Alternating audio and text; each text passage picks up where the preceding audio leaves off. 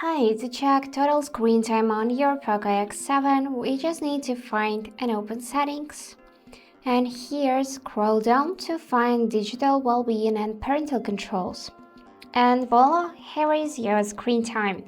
So for example, I spent 1 hour 29 minutes on my phone today.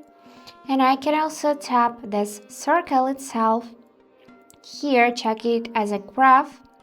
Also, I can tap here and from screen time switch to notification received. I received 26 notifications today.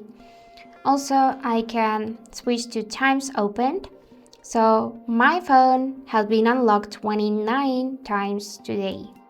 Let's switch to screen time.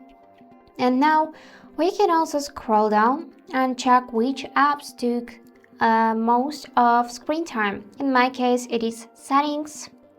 Also, we cannot set app timers, so this feature is like for parental control.